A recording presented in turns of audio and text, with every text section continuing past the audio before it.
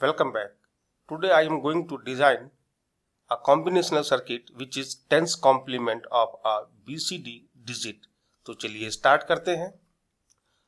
Start करने से पहले एक हल्का सा इंट्रोडक्शन ले लेते हैं BCD कोड और टेंस कॉम्प्लीमेंट के बारे में। तो शुरुआत करते हैं BCD कोड से। तो BCD code, in BCD decimal digit 0 through 9 are represented by their binary equivalents using 4 bit. It means जो हमारे डेसिमल नंबर सिस्टम में 0 से 9 तक डिजिट हैं, इनको हम बाइनरी के 4 बिट से रिप्रेजेंट करते हैं। वो कहलाते हैं BCD कोड। 0 से 9 तक केवल, ये ध्यान में रखना है। 10 के लिए डिफाइन नहीं है। 10 भी आप 4 बिट से रिप्रेजेंट कर सकते हैं, बट 10 के लिए BCD कोड अलग होगा। Point number 2, the most common BCD code is 8421. Here 8421 is binary weights associated with 4 bits.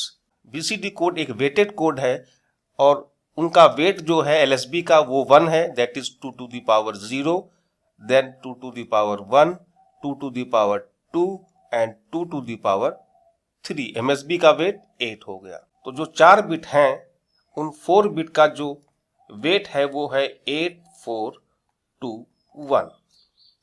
Next point, for decimal number system, जो कि बात मैं पहले कह रहा था, डेसिमल नंबर सिस्टम के लिए each decimal digit is individually coded with 8421 BCD code.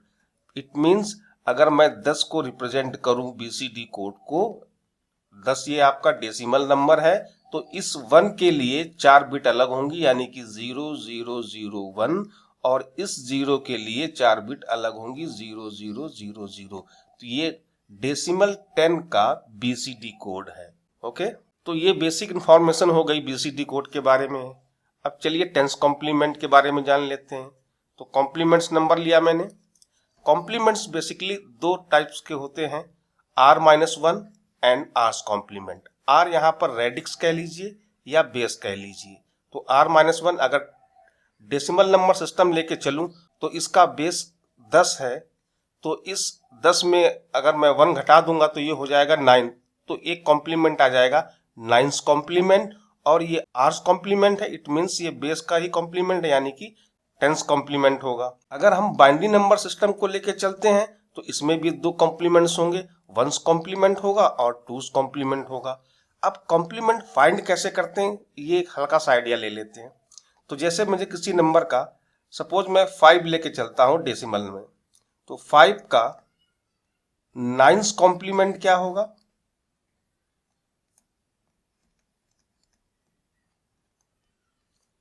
इस 5 को 9 में से सब्ट्रैक्ट कर दीजिए, ये क्या आ गया? 4। This is the 9th complement of 5। अब इसी 9th कॉम्प्लीमेंट में अगर आप +1 जोड़ देते हो तो ये हो जाएगा 5। ये आपका कहलाएगा 10th कॉम्प्लीमेंट।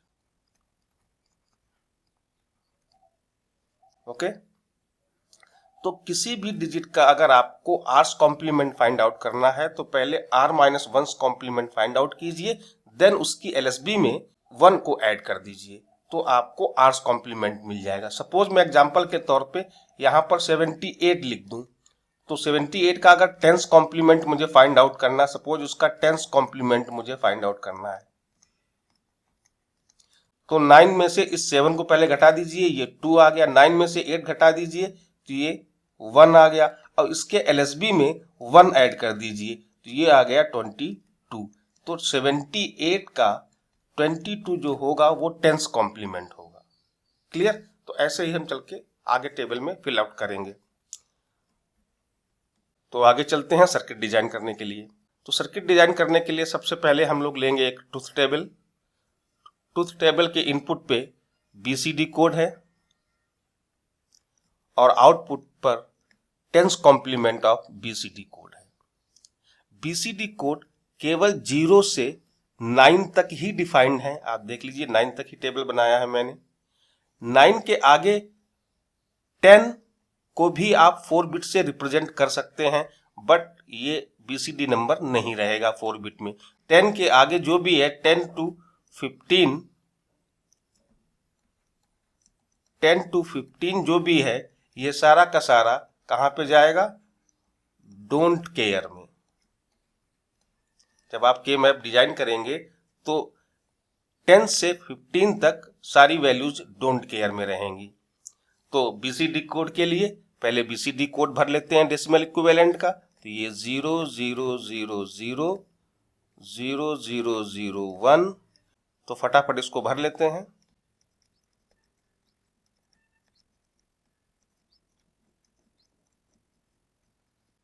ये मैंने BCD कोड भर लिए। अब टेंस कॉम्प्लीमेंट फाइंड आउट करना है। तो टेंस कॉम्प्लीमेंट के लिए पहले 9 में से इस 0 को घटा दीजिए, 9 आ गया, और 9 में अब 1 जोड़ दीजिए तो क्या आ जाएगा, 10। तो यहां पर जो वैल्यू आएगी वो आ जाएगी 1010।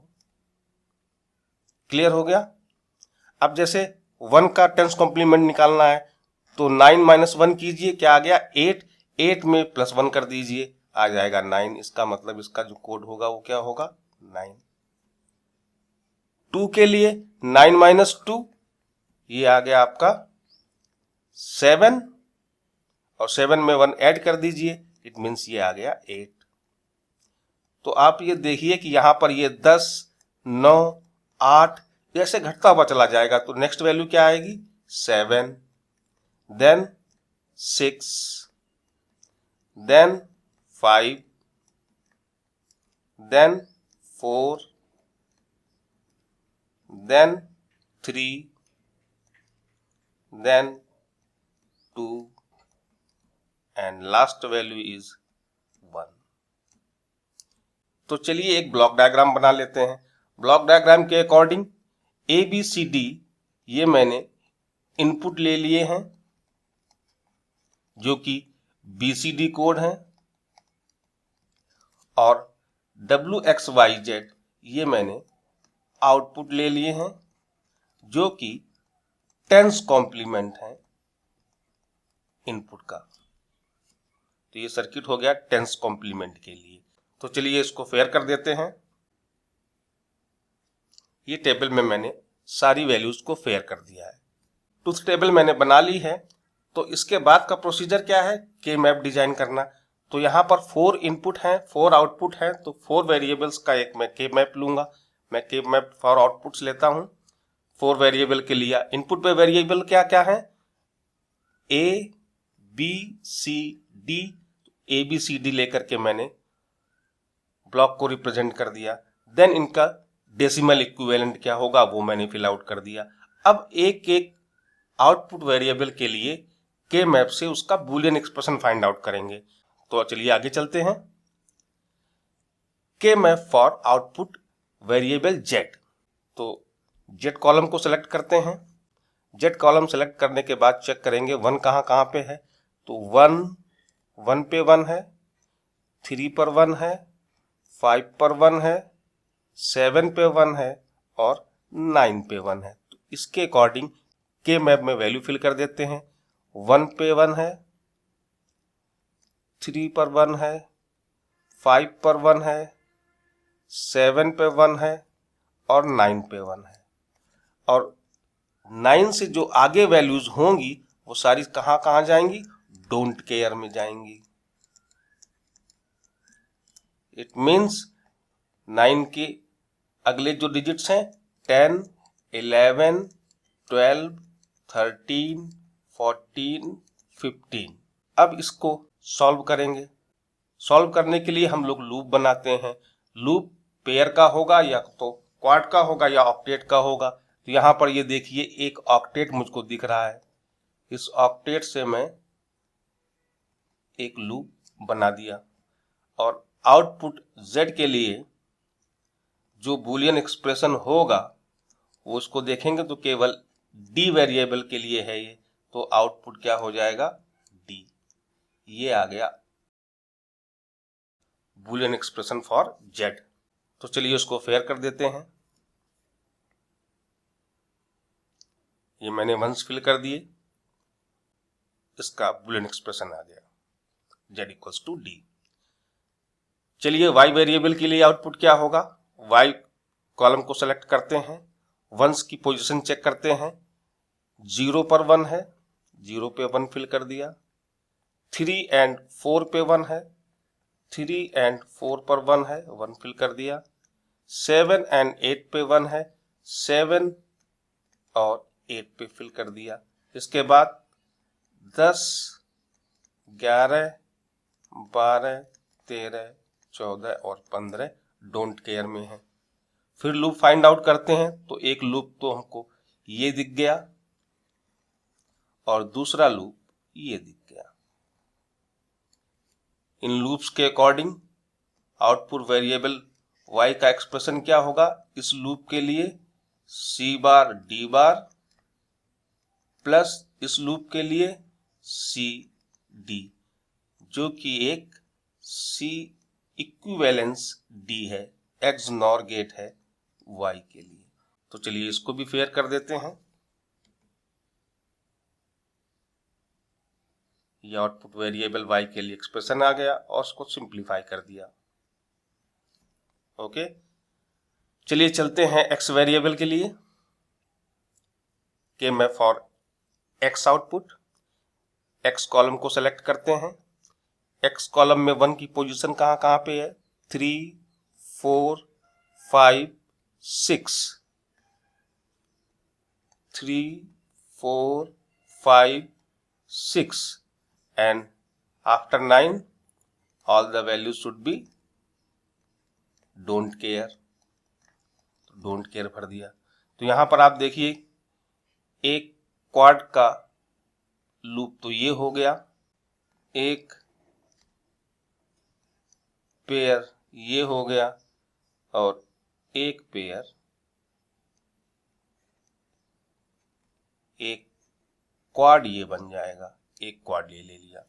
तो अगर क्वाड की बात करें तो आउटपुट वेरिएबल x के लिए बुलियन एक्सप्रेशन क्या होगा, पहले मैं इस लूप को लेता हूं, इस लूप के लिए b c बार प्लस इस लूप के लिए b d बार, देन इस लूप के लिए b bar c d।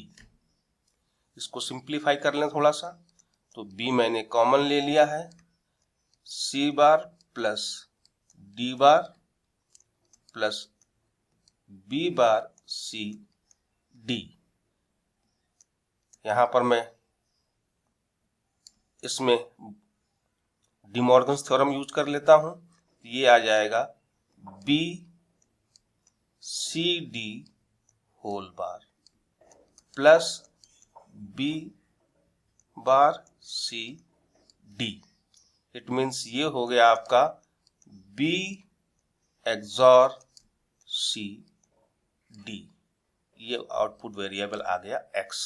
De Morgan's theorem आपको मालूम होगा, since a b whole bar equals to a bar plus b bar और a plus b whole bar equals to a bar b bar. तो ये output expression हो गया x output के लिए। चलिए इसको भी फेयर कर देते हैं।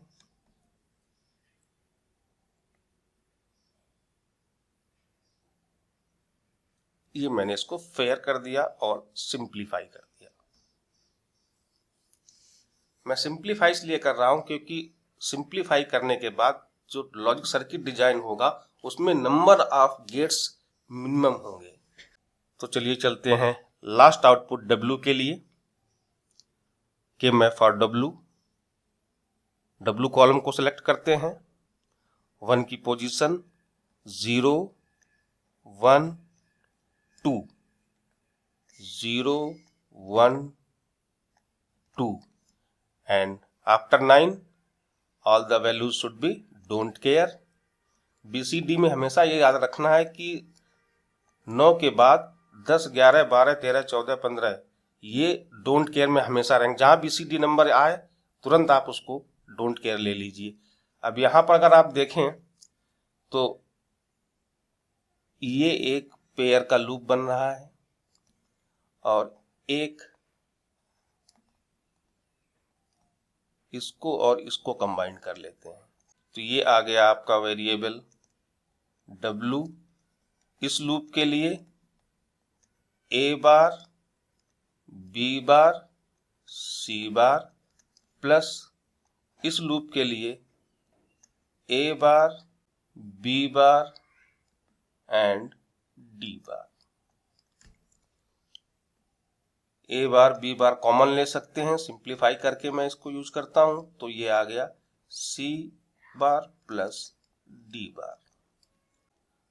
और सिंप्लीफाई करेंगे इसको तो ये A bar B bar C D का होल बार। डिमॉर्गन्स थ्योरम जो मैंने पहले बताया था उसको यूज कर लिया है। अब इसमें डिमॉर्गन्स थ्योरम यूज कर लेंगे तो ये हो जाएगा A plus B whole bar into C D whole bar. ये आ गया W का बूलियन एक्सप्रेशन। तो चलिए इसको भी फेयर कर देते हैं।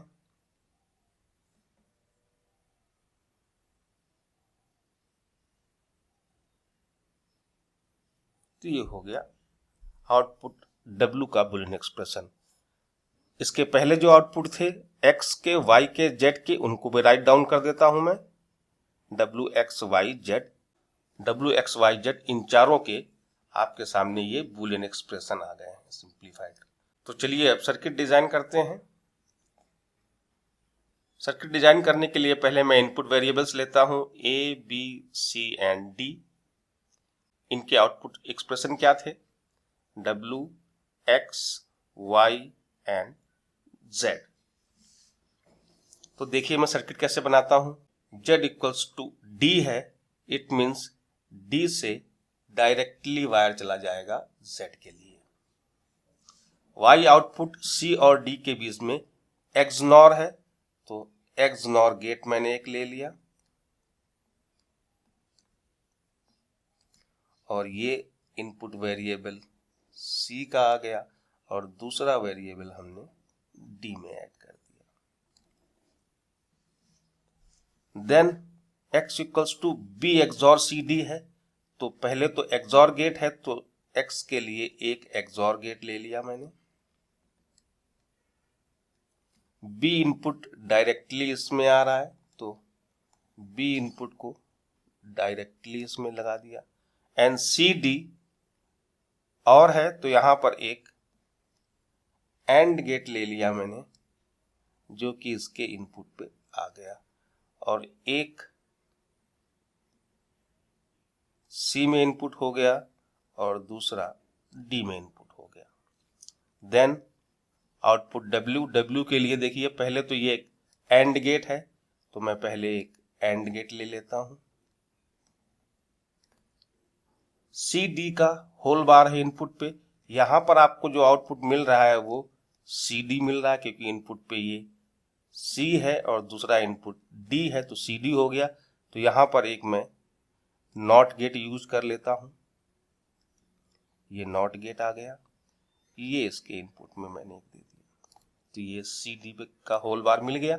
अब A प्लस B का whole bar that is NOR gate तो एक इनपुट A प्लस B हो गया, ये नॉर हो गया इनपुट पे। A प्लस B है तो एक इनपुट A आ गया और दूसरा इनपुट B आ गया। ये सर्किट डिजाइन हो गया ten's complement of a BCD digit. तो कैसा लगा आपको? चलिए इसको भी फेयर कर देते हैं।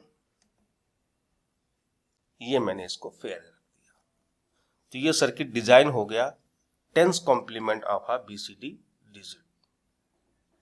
कैसा लगा आपको ये मेरा topic? Please comment me in comment box and thanking you.